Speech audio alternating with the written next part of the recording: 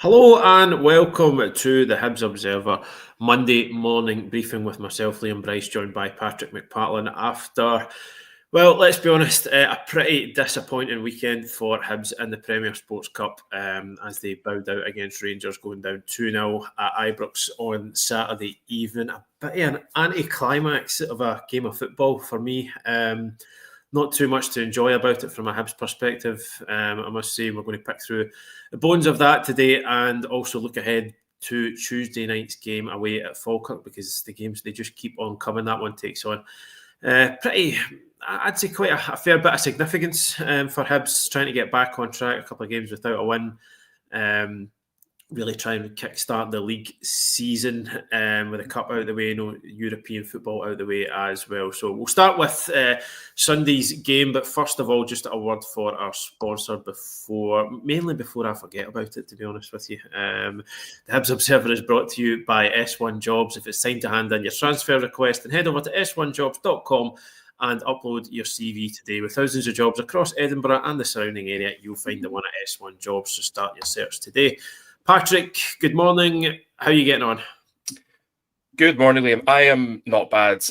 Ready to pick through Saturday's games. Games, plural. Game, singular. I think a lot to take from it. A lot of talking points, certainly, for Hibs going forwards. And as you say, Tuesday night's game away to Falkirk takes on a fairly significant kind of role in the season now, whereas I think previously it might just been another game. I think it takes on a lot more importance now for reasons that I believe we will address in the next 20 minutes or so. Yeah. So what's your overall feeling about Saturday, having had the day to reflect on it? I think there were a lot of kind of subplots to it. I think when all this talk about the protests against the Rangers management, the Rangers board, the Rangers hierarchy, the fact that it felt that there was almost like an expectation that Hibs would go there and win because Rangers were in this perceived state of disarray. Especially when you look at Hearts going there the previous week and winning fairly comfortably. And the fact that, I think by, the players' own admissions, Rangers haven't been particularly convincing, in any of the games so far this season. You could call it teething problems under sort of new manager with new players bedding in, that sort of thing. But I think, it's always dangerous to go into games with a kind of, mindset of complacency. I don't think players say they would never do that. I think it would have been a bit difficult to be a Hibs player and not be aware of kind of all the noise surrounding the game, which was very much, will Rangers cope? How will they, deal with a Hibs team that beat them at Ibrox last time around fairly convincingly? And I think it's just almost, when you look at the high standards that Hibs have these days and how they played in Europe and how they performed away to some really tough teams in difficult venues, Partizan Belgrade, Legia Warsaw, and how they were last season against, the likes of Celtic and Rangers and Hearts, beating Rangers at Ibrox, as we said, beating Celtic at home, beating Hearts home and away. I think there's almost like there are expectation levels, but not as a sort of, Hibs should be going and winning that game no matter what, but just more like Hibs should be going to that game and they should be competing, which is like kind of the bare minimum. There was a period of time where I think, especially with Ibrox and Celtic Park, Hibs were going away to those venues and just didn't really look like they believed they could win. It was under sort of various managers. It was kind of, turn up and hope it's not hiding almost. Certainly under the likes of Alan Stubbs back in, maybe the Championship, Hibs did look like going into any game, they thought, well, we can beat anyone. And, that sort of continued under Neil Lennon as well. And then that kind of, I think it died away a wee bit. And then David Gray brought that back last season. And you had this kind of mentality amongst the Hibs squad where, particularly in that unbeaten run, where it was, we can beat anyone on our day. There's no reason to be afraid of any team. And, quite often in big games, they did turn up. Very unlucky with the sort of, the two cup draws, putting them away to Celtic at Celtic Park. But, aside from that, to be bottom of the table and to come back and finish third and qualify for Europe was great. Has, of course, meant, a lot more expectation from the fans, particularly with how they did in Europe as well. And I just think Saturday fell a bit flat. I just thought, a few too many players having an off day, perhaps. But I'm sort of reluctant to just sort of put it off as a bad day at the office because, we've talked about this before. There have been there have been sort of warning signs in other games. We've seen Hibs struggle at home to get 3 points. They've been decent away from home, but I think a performance like this probably was coming, where it just didn't click, and obviously there were changes to the starting lineup as well. And I just wonder whether this game might serve as a kind of reset for Hibs in the this sort of like kind of muddling along with kind of scraping draws at home, and whatever you want to call it. I think it probably ends now. I think HTC will be a very interesting place this morning. It might have been a very interesting place yesterday if the players were called in.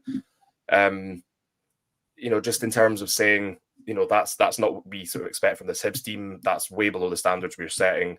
We have to change that starting on Tuesday night. Yeah, absolutely. I think afterwards, David Gray, it was as if he didn't want to be too critical. He was obviously saying the defending wasn't good enough for the goals, but he was kind of talking, he was saying things like they were sort of comfortable enough in the game and stuff like that, and kind of, emphasising the fact that, it was never going to be a case of Hibs turning up and just turning Rangers over, no matter what their troubles have been. But I just to kind of follow on from what you said there, I suspect privately he'll probably be really disappointed with that, because they never really laid a glove on Rangers, apart from obviously Boyle gets unlucky with the disallowed goal. It's the right decision to rule it out, but it is unfortunate just the way the ball drops onto his arm.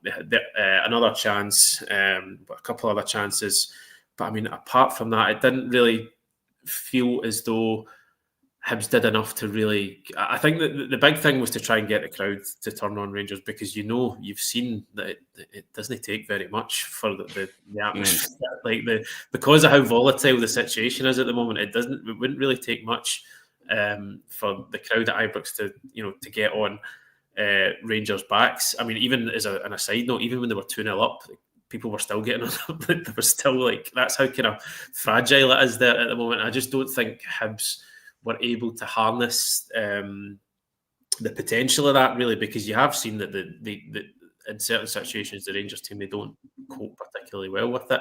And I thought it was set up for Hibs to go and do something, because we've seen that the performances away in Europe were largely pretty good. There was a maturity about them. There was a discipline. There was, certainly out in Belgrade, they were clinical and taking their chances. Scored away in Midfield as well. Scored goals away against Legia Warsaw. And I was kind of thinking, right, well, it's time to take that into a domestic game. It's it's not it's a cup game, get a similar feel in that sense to the European games, but it just never really got going at any point, which I just thought was strange, because I think when I seen the lineup, Josh Mulligan out to right wing back. Who suggested that, by the way? Did you pick the team? A memo into can't confirm nor deny. Into the manager's office on Friday morning. Chaiwa coming into the middle of the park. Obviously expected McGrath would play. It seemed like a team that was set up to go and be quite aggressive, I thought. Obviously Chaiwa's got bundles of energy. He's a good presser.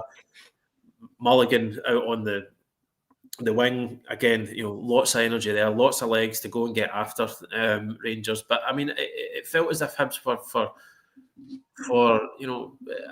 I think at least significant chunks of the game, we're kind of happy to just kind of get back in a block and sort of invite Rangers onto them and say, okay, you just go and break us down. And I think I was expecting a wee bit more aggression. I think maybe is it just a personal preference on my part, because I think this Hibs team are at their best when they're on the front foot, when they're being aggressive, especially when they had a sort of chance, I thought, to go after a side that are looking pretty vulnerable, to put them under a bit of pressure. Instead, the way I felt it sort of panned out is Rangers were kind of allowed to sort of build their confidence in the game. I felt a wee bit. I think they kind of got better as it went along, when they weren't under too much duress, if you like. I think when Hibs did maybe try and go after them a wee bit, I just didn't feel it was quite right. I felt like the kind of gaps were too big between players. weren't able to kind of press effectively enough out wide, which I thought again was surprising given the players that were selected. And I think that the danger is when you do maybe elect to sit a bit deeper and invite teams, and we've seen Hibs do that. They can do it. We've talked about how often how well they can adapt to different setups and different situations. But I think that the danger is if you concede a goal like that first one, where it's just somebody just switches off at a set piece, and before you know it, you get that shoot in behind, and then the second one, this losing 2 goals in the lead up to half time. We spoke to Grant Hanley after the game, and he used the exact kind of right phrase. It says it just kind of knocked the wind out of us a bit, or something to that effect. And it does. I mean, to be kind of a few minutes away from half time, maybe still level, then to go in 2-0 down, it's sort of psychological blow from that is difficult to recover from. And I think when you maybe have been sort of sitting off the game a wee bit, it can be difficult to then just flick a switch and then go and be more aggressive and go after the game. In the second half from Hibs, it was they didn't do enough really to test Jack Butland, if at all, or to really put Rangers to kind of like maybe sow a wee seed of doubt in Rangers. So I mean, it was a kind of disappointing day all round. I think David Grady tried to be, he was diplomatic about it, and he made some good points. I think Rangers are still an expensively assembled team, a lot of quality in there, even if it's not been clicking for them. But I think, as I said at the beginning, privately, I suspect he'll be really pretty disappointed about that. And he referenced, I was going to come on to next, he did reference the sort of timing of goals that Hibs are conceding at the moment. And you tweeted about it on Saturday. I think it was, is it now sort of 6 goals they've conceded this season in and around half time, which is it's a pretty concerning trend, that, because obviously there's no good time to concede a goal, but I think there are worse times than others, and Hibs are making a bad habit of conceding at bad times. They are, and I mean it's bad enough looking at goals, because what I did was just took goals that have been conceded in the kind of lead up to half time and kind of first half injury time, so kind of from like 40 minutes onwards to 45 plus 3, 45 plus 4, etc. 6 goals in all your competitive games so far is concerning, I think. When you factor in goals that have been conceded just after half time, then the number gets larger. Just thinking about Dundee United scoring after the half-time break, Kilmarnock did the same. And, that to me sort of suggests, is there a bit of a, it's almost like you get to that 5 minutes before half-time and you kind of think, we're just about there. Get in the dressing room, have a wee break, regroup, go again, that sort of thing. And it's maybe straight. I don't know, maybe it's not as straightforward as this, but it seems, you kind of have half a mind on it and think we're just about there. And the problem is that if 1 or 2 players do that, then it can the whole thing can come tumbling down. And I think it was something like three goals conceded sort of late on in games, all of which were in Europe. So you can almost sort of say, well, that's that could be fatigue. It's still concerning.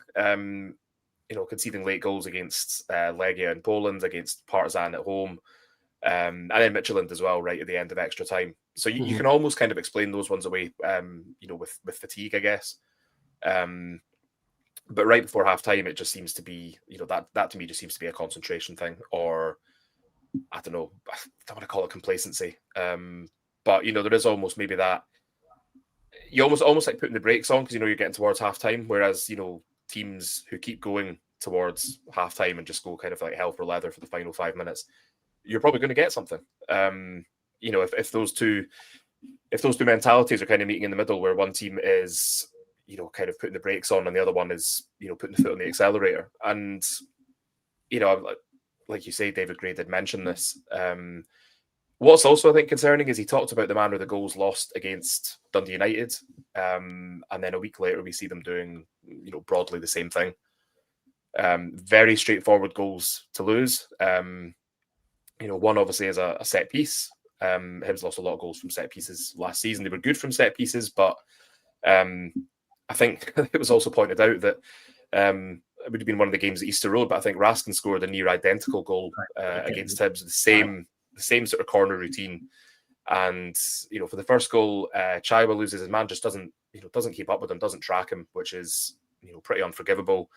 And then I think the second goal is, McGrath doesn't really track the runner that well. There is a fortuitous deflection off Bashiri, and it kind of sets up nicely for Miovski just to kind of tap in. But they're avoidable goals, and I think that must be particularly for a head coach who was a defender in his playing days, it must be so frustrating for Gray. And I know he sort of he never comes out and kind of fillets the players. But I can imagine, it's like I said earlier, I just kind of wonder whether this might be a little bit of a kind of turning point, because he's kind of saying the same things in press conferences. He's talking about the timings of goals, he's talking about the manner of goals lost, he's talking about creating a lot of chances, which okay, you are creating quite a few chances, but it almost feels like they're kind of slipping back into bad habits, and that must be concerning. I think even that moment, I can't quite remember who played the ball through, but the ball ends up with Bowie, and you think, just shoot. And instead he kind of runs on a little bit, he then sort of takes it back, he plays in Boyle, and then his shot's sort of just over. Second half, I think there was a cross from Nicky Cadden, maybe Junior Hoylett, to Clige, and he sort of takes a touch, and they think, okay, you're going to shoot. And then, it's just that sort of there's no shot, and then you kind of pass it to somebody else, and the shot's blocked. And it's that sort of somebody pointed out on social media over the weekend that a lot of the teams that Hibs are playing are kind of getting, one or two chances and are taking them. And Hibs are kind of getting a lot of chances and they're not taking enough of them, and that's the problem. And Jamie McGrath said this after the Dundee United game. He said, we can't be scoring 3 or 4 goals to win every game. We need to be better at the back, need to take our chances, that sort of thing. But yeah, I mean, we didn't really see that. Didn't really see that on Saturday. And also a little bit concerning because you get Gray talking in the lead up to it and saying, these are the types of games you want to play. And as a player, if you can't get up for this, then what are you doing with yourself? He said all the right things, trying to ignore the noise, block out everything about, Russell Martin, Ibrox, Rangers, protests, players, you name it. So, he's saying all the right things, but it just, for whatever reason, it just, nothing really seemed to click. And it felt like quite a flat performance. It felt quite passive. You look at the way Hearts played when they went to Rangers. I kind of assumed Hibs would do the same thing or something very similar, given, we know how good they are at pressing. You pointed this out earlier. And just, to touch on Mulligan at right wing back, obviously I did that piece last week and I said, is it time for him to get a shot out there, to get a run of games? And I did kind of caveat it by saying maybe away to Ibrox isn't the best place to kind of start it. And I also felt that, the midfield needs to be right before you can do that. Because at the moment, I think you need Mulligan in that midfield to try and avoid losing the midfield battle. And I think we saw quite clearly on Saturday that when you don't have Mulligan in there, the midfield really lacks something. I mean, it lacks a Nectar Triantis type. That's that is the elephant in the room that's kind of looming over us. It's, everything that he did. I mean, it's very easy to say that, if they had Triantis in there, things would be different. It's a very simplistic way of looking at it. But I think it's one of those where I think we maybe said at the time, it might not be completely obvious what Triantis brings to this team until he's no longer in it. And I just think, that coupled with this sort of wee sort of formation change, this kind of 3-4-2-1, that sort of thing, it's just something isn't quite working. And it's taken a few games too many for that to become kind of abundant to Hibs, if that makes sense.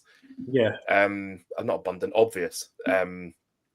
It's, we kind of saw this different setup in Europe. We've seen this different setup at home. And last season, one of the big sort of reasons that things like the Fortunes did turn around is because they changed that formation. They went to the kind of 3-5-2, and, with an attacking midfielder sitting just behind the front two, but also able to drop back and kind of bolster the midfield. And I don't know why he's changed it. I don't know if it's the players he's got available. I don't know if it's something to do with, where he sees the players' strengths that he has. I don't know whether it's, if he had different players, it might be a different approach. I think they went to a back four later on in the game on Saturday. And it's just that, Gray's always said that he's flexible when it comes to formations and tactics. It's very, he's not sort of going to be wedded to one formation. Obviously, I think he has the players at the moment to play that kind of 3-5-2. For whatever reason, he's not quite doing it the same way he did last season. But I think that maybe the concerning thing is that when you look at particularly the second leg against Legia Warsaw, Hibs had a really poor first half. Just really, Legia scored quite early on, and you just sort of thought, this is it. Legia, they'll score another one like early in the second half. That'll be the game over as a contest, and just be a rather kind of stuttering end to their European campaign. And instead, what happened was they kind of came roaring out the traps, scored 3 goals in quick succession. And if it hadn't been for losing a late goal, might very well have got through to the group stages. And I think the issue with that is that, that second half, Hibs just kind of looked very much like a team kind of going for it based on desire, belief. It wasn't sort of particularly tactically kind of sound. It was kind of just, every time Hibs got the ball, it was just attack. And I think, I don't know. I don't know whether it comes down to a belief. I don't know whether it comes down to like trying to stick to these tactics or what it is. But I just feel there's something that's not quite working there at the moment.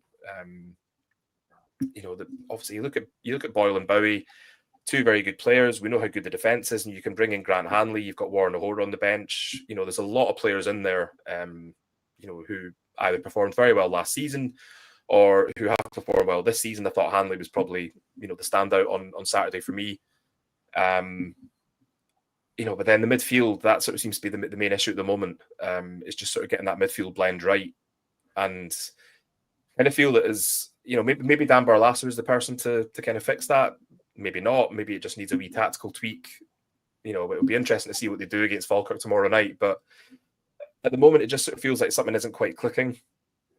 And I don't know whether players need, a bit of a rest like we saw last season. They need a break, taking out the team, whatever. But it was, for me, it was a concerning performance. Like the result, of course, is disappointing, but the performance was concerning because it didn't really look like the Hibs team that we've come to know over the last few months.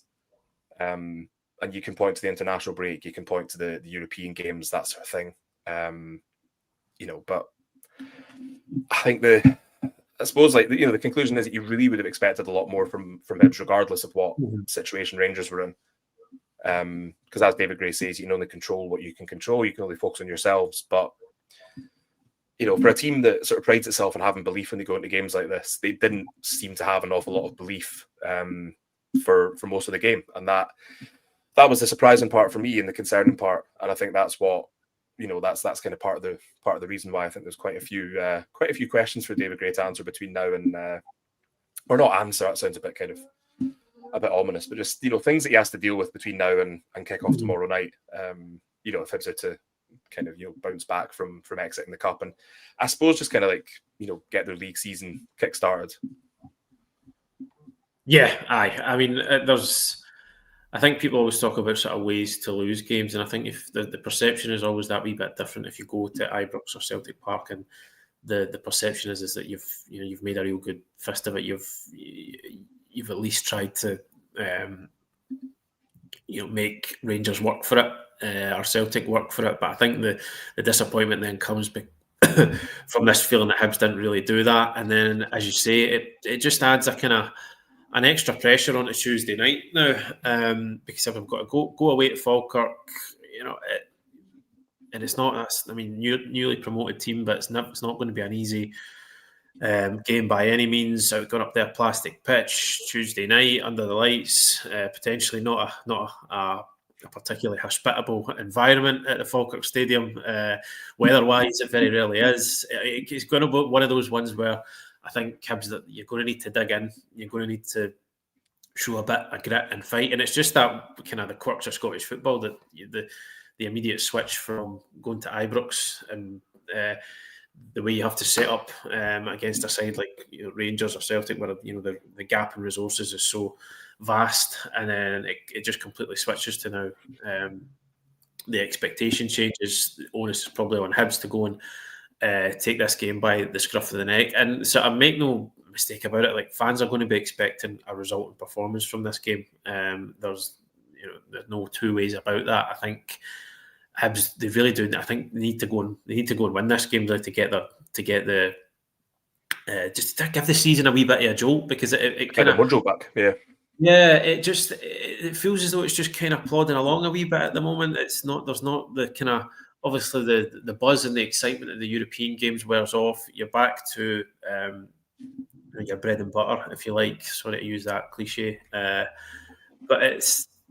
the season now needs something to spark it into life again, because it feels, as I said there, it can be in danger of just drifting a wee bit. Obviously, the league is so tight and stuff like that the positions in the league can be a wee bit false at this stage. But even taking that aside, ignoring that, just in terms of a bit of momentum, a bit of, I suppose the key point is Hibs don't want to lose this feel-good factor that has been so painstakingly, or so the feel-good factor that the players and the staff and the fans, that everybody's kind of worked so hard to cultivate, to bring together. And the nature of football is, unfortunately, is that sometimes stuff like that can dissipate quicker than you would like it to, or perhaps quicker than it really should do in the circumstances. But that is just the sort of nature of the game, and I feel like we're kind of already seeing that a little bit. Yeah, it is kind of fading away a wee bit. I mean, I'm not like, you're not hitting the panic button at this stage, but I think supporters, they do need something to be able to latch on to, and I think at the moment they're maybe not quite seeing that. They're just not quite seeing the team that they saw for so long last season, and obviously people are going to be a wee bit disappointed with that to an extent. And so it's just that this game now takes on, as you say, quite a lot of significance in just trying to find that spark again, I suppose. Yeah, you kind of touched on it. Can they do it on a cold Tuesday night in Falkirk type thing?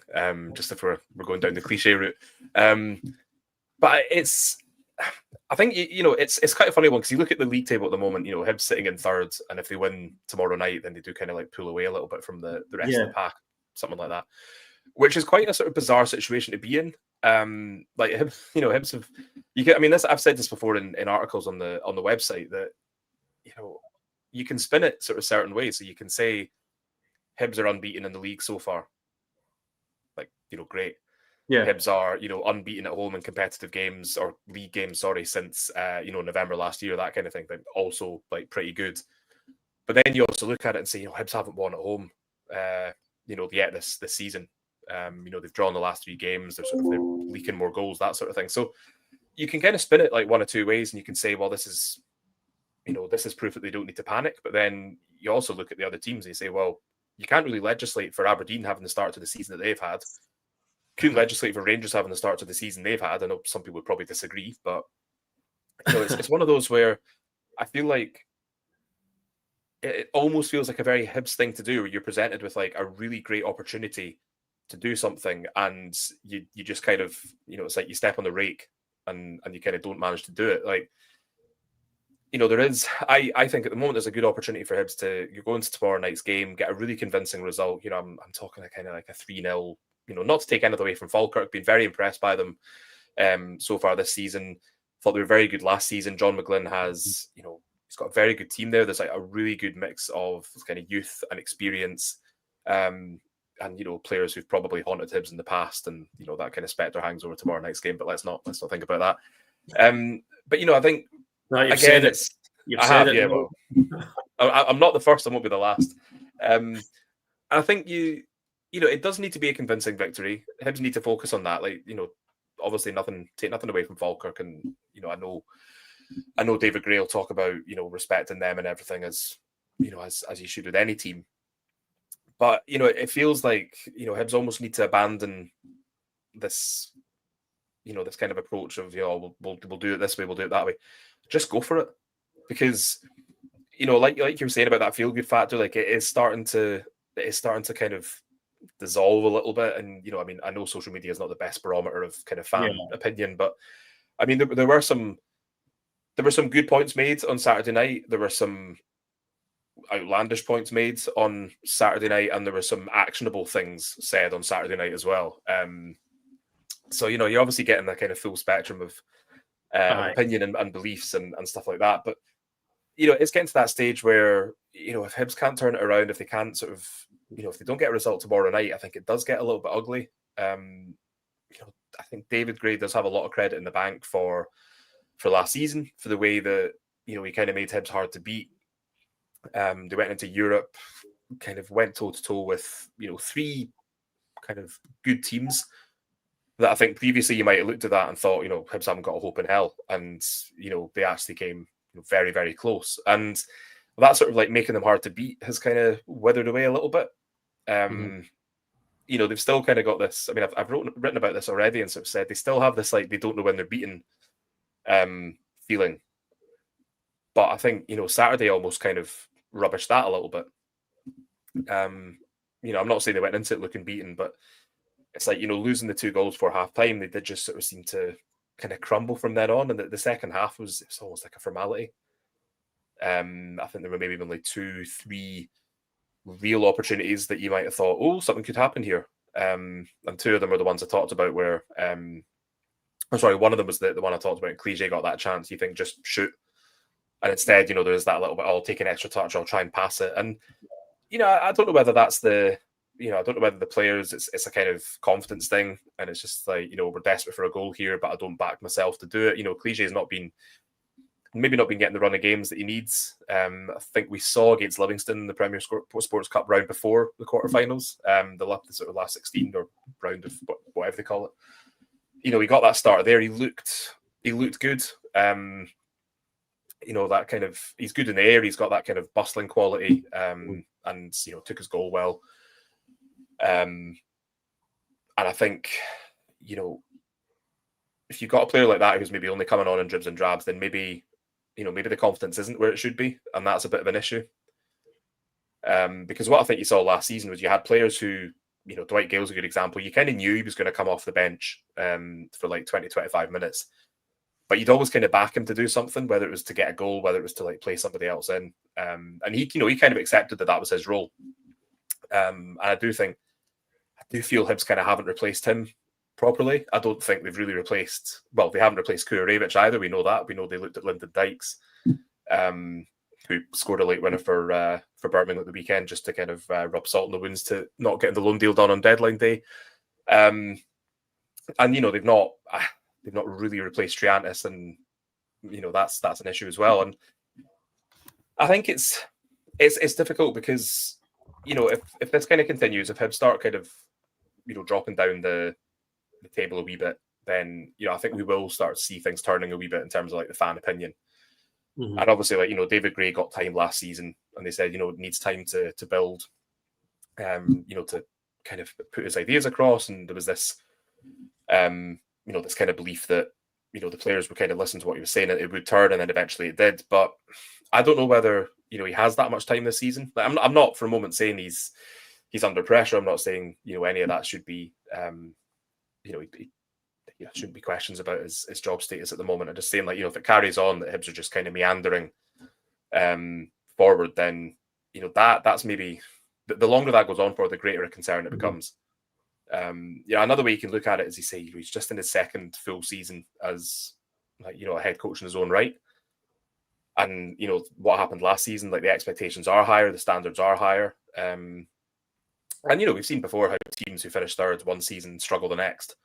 But you would just kind of think, with the way that Hibs were active in the transfer market during the summer, and the way that the kind of mentality is at the club, that you would have thought Hibs would be wanting to buck that trend. They'd be wanting to kind of avoid that happening to them. I think it is still early days. I think because of the European games as well, and because of the extra time in certain games, it does sort of feel like a lot of games have been played so far. And then you look at it, you think, oh well, that's it. It's only 4 in the league. Like tomorrow's going to be the 5th, and so it's like this big thing. Like it isn't time to panic just yet. It's not. There's cause for concern, yes, but I think we're early enough in the season that it can be sorted. But absolutely. I think the concern really for fans must be like, is it going to be sorted before it becomes more of a problem? I think if you look at last season, arguably like Joseph Bursick could have been dropped for Jordan Smith earlier than he was, in terms of just like making individual mistakes, that kind of thing. But again, it depends on, is Jordan Smith ready to come in? That might have been a factor. There's a lot. I think there's a lot going on. Why certain players maybe aren't starting. Obviously, still trying to get up to fitness. Grant Hanley not having a pre-season. Zach Mitchell as well. I mean, he's not been in a matchday squad yet because he's still getting his fitness up. So I think he was injured in pre-season. You've got Dan Barlas, who's not, played any competitive football this season before coming to Hibs. So there's little things like that, and there is a certain degree of being patient and sort of waiting to see, what it's like when everyone's kind of fit and ready and good to go. But there's also not an awful lot of time for that patience. So, I think it just kind of boils down to tomorrow night being, just like really, really important. It would have been important anyway. I think it's even more important after Saturday's result and performance. Like the thing that stuck out for me was Jack Ross on Premier Sports, I think, called it a strange performance from Hibs. And I thought it's not a bad way of summing it up. Because there were elements where you could see, this is a David Gray Hibs team. But then a lot of the time you were thinking, this isn't the Hibs that we've kind of come to know. So I think, that's something that will have probably have kind of stuck out for Gray, that it was a strange performance. It wasn't sort of the way he wants them to play. It's not the way he's drilled them to play. So, I can imagine it'll be interesting to see what changes he makes for tomorrow night. I don't think he'll be under any, he won't be under any illusions as to how important the game is. It's just how he approaches that, how he seeks to address those issues that have been, kind of problems for longer than they should have been. And, whether that's tactical, whether it's personnel, or something entirely different, I think we'll just have to wait and see. Yeah, and I think you'll get a good idea of, a game coming off, a couple of days after a Saturday game, and it's, as we've talked about, it's so important for Hibs to get a result.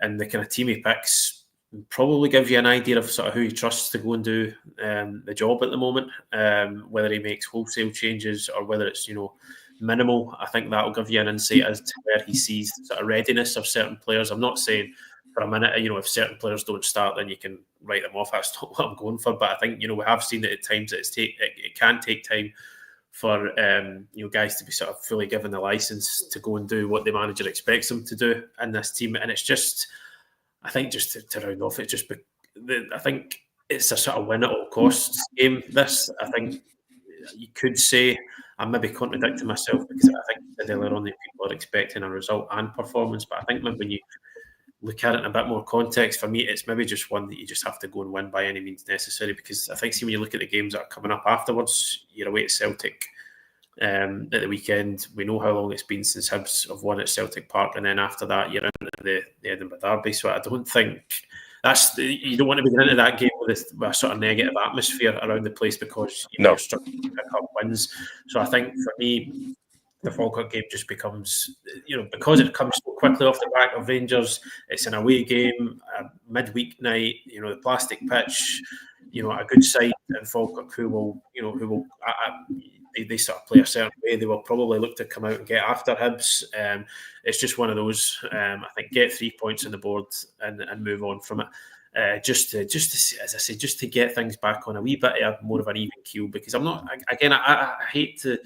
If it would sound as though we're sitting here pressing the panic button, and I don't think we are, but as we've talked about, you kind of know how quickly perceptions and opinion can turn, and just to get a win on the board after a couple of frustrating results would do this team the world of good. And what I would say, actually, is if you think back to last season, it was a disappointing result in a Saturday evening kickoff that then kind of gave way to a midweek game on a Tuesday night that kind of kickstarted the season. So, yeah.